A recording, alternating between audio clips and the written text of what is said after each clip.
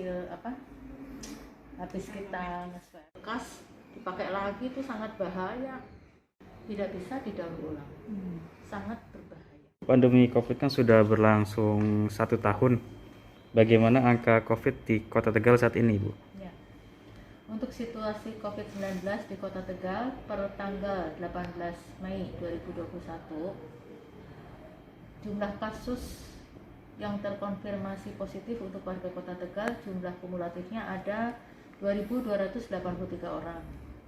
Dari 2.283 orang itu yang sembuh ada 2.126 atau recovery rate-nya 93,12%. Itu angka yang cukup baik. Lalu yang meninggal itu kumulatif ada 137. Jadi kalau kita hitung mortality rate atau angka kematiannya itu ada 6%. Saat ini untuk kasus aktif di Kota Tegal itu ada 20 orang. Dari 20 orang itu yang sedang menjalani isolasi mandiri ada 12 orang, sedangkan yang dirawat di rumah sakit ada 8 orang. Dari jumlah kasus yang terkonfirmasi positif, berdasarkan jenis kelamin itu yang paling banyak ternyata wanita. Jadi 57% itu pada wanita, sedangkan 43% itu pada pria. Sedangkan berdasarkan kelompok umur, itu yang paling banyak ternyata usia produktif. Yang paling banyak ini pada usia 35 sampai 45 tahun, yaitu yang paling banyak. Jadi itu yang paling banyak. Kemudian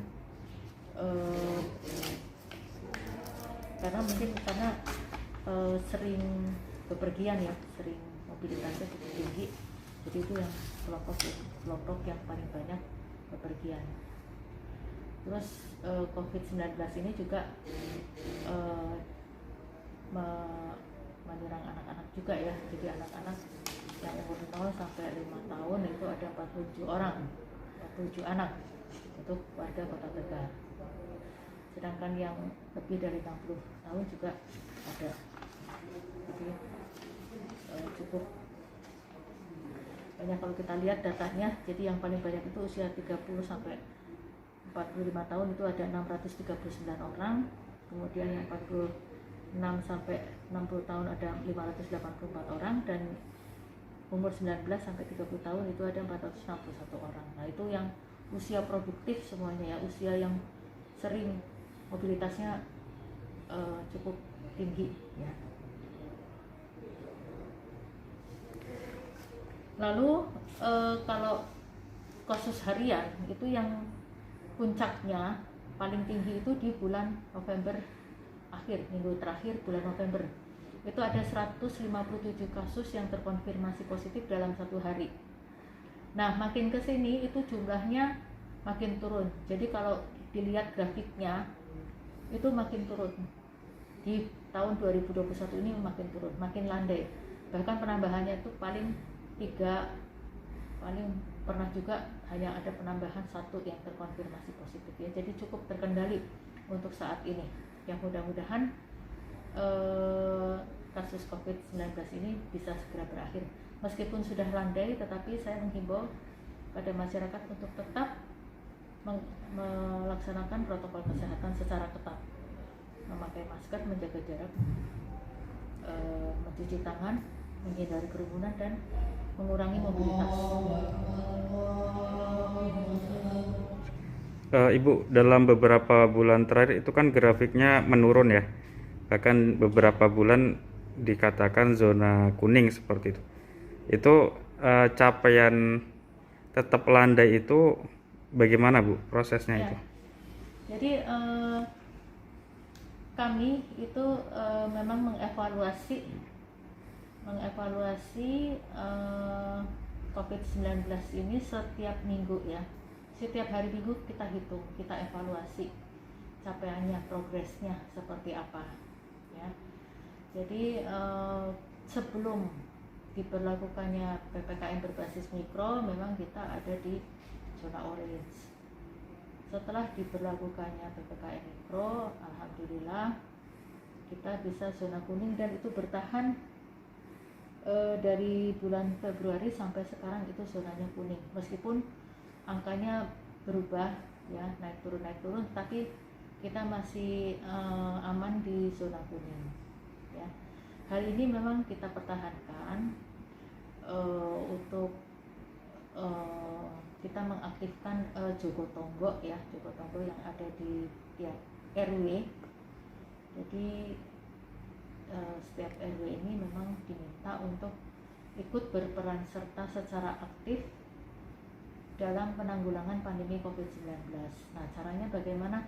Tentu saja dengan mengingatkan warganya untuk selalu mengimplementasikan protokol kesehatan dalam kehidupan sehari-hari. Itu salah satunya. Kemudian Jogotongo ini, apalagi dalam Lebaran kemarin, itu juga ikut memonitor para pemudik yang datang ke Kota Tegal. Apabila ada pemudik yang datang tidak membawa surat keterangan swab antigen, itu kita lakukan swab antigen di puskesmas, dan apabila ada yang positif langsung kita lakukan isolasi ya, isolasi di tempat isolasi terpusat di Rusunawa. Kemarin ada 685 pemudik yang kita lakukan swab, dan alhamdulillah hanya 2 yang positif, jadi hanya 0,04%. Langsung kita lakukan isolasi di isolasi terpusat di Rusunawa. Itu peran dari masyarakat sangat membantu sekali dalam penanggulangan pandemi COVID-19. Kalau upaya Dinas Kesehatan di masa libur Lebaran ini bagaimana, Bu? Apakah masuknya berhasil, Bu? Ya, yang jelas gini ya, memang kita bisa mengendalikan, terkendali lah untuk penyebaran virus COVID-19, tetapi ini tetap belum berakhir, karena kalau belum nol, sama sekali belum nol, itu belum berakhir. Meskipun sudah landai, tetapi kan masih ada yang positif. Selama masih ada yang positif, meskipun hanya 1, tapi itu mempunyai potensi untuk menularkan. Jadi kita tetap waspada, kita tidak mau terjadi seperti di negara lain ya, ada gelombang kedua, gelombang ketiga. Nah, itu yang harus kita antisipasi. Jadi meskipun kita bisa menekan jumlah kasus yang terkonfirmasi positif, tetapi tetap pengendalian itu tetap harus kita lakukan, terutama kuncinya adalah di protokol kesehatan ya. Kuncinya tetap di protokol kesehatan, meskipun sudah divaksinasi, meskipun kasusnya sudah turun, tapi protokol kesehatan tidak boleh ditinggalkan ya. Jadi itu yang saya himbau pada masyarakat. Kalau untuk progres vaksinasi di Kota Tegal bagaimana, Bu? Ya, vaksinasi untuk di Kota Tegal itu kita mulai dari bulan Januari ya, minggu ketiga kita sudah mulai, diawali dengan tahap pertama kita lakukan pada tenaga kesehatan, dan alhamdulillah untuk capaiannya tenaga kesehatan sudah di atas 100%, baik dosis pertama maupun dosis kedua.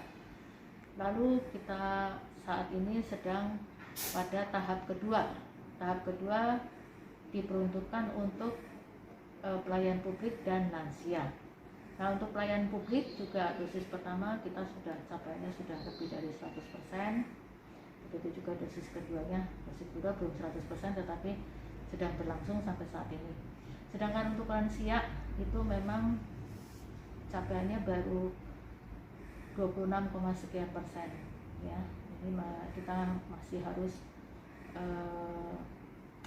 lakukan sosialisasi dan edukasi ya terhadap masyarakat, terutama pada lansia, untuk mau mengikuti vaksinasi COVID-19 ini. Karena apa? Karena jumlah pasien COVID-19 yang meninggal itu memang paling banyak adalah di usia lebih dari 60 tahun. Ya. Sehingga kami menghimbau pada masyarakat lansia terutama untuk segera divaksinasi COVID-19. Ini nanti kita akan lakukan mungkin kita akan jemput bola ya, kita akan jemput bola, kita akan lakukan di Posbindu atau juga mungkin di kelurahan atau di mana nanti kita akan lakukan supaya capaian vaksinasi ini bisa cakupannya bisa baik, terutama untuk lansia. Bu, untuk kendala vaksinasi di lansia itu apa saja, Bu? Ya, karena lansia kan kebetulan untuk lansia itu sudah punya komorbid ya, itu kendalanya sih itu.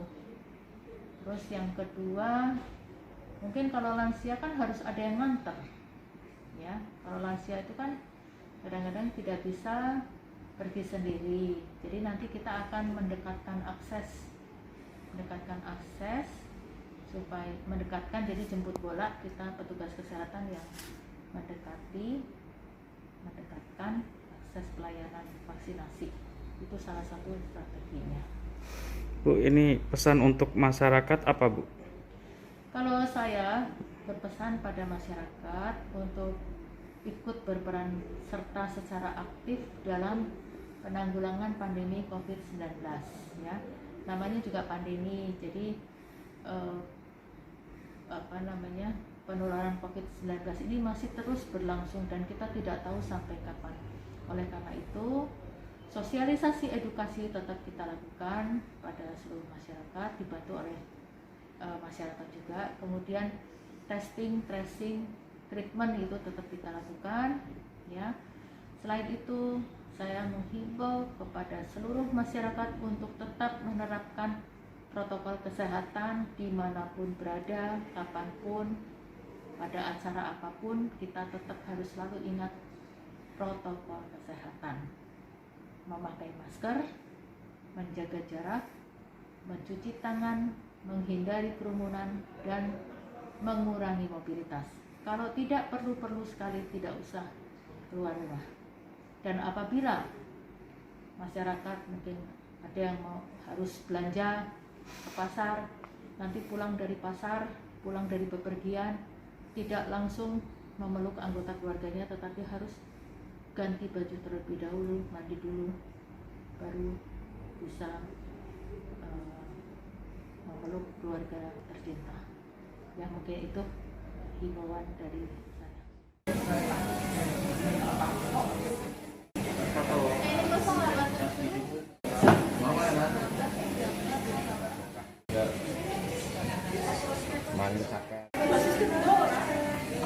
Besok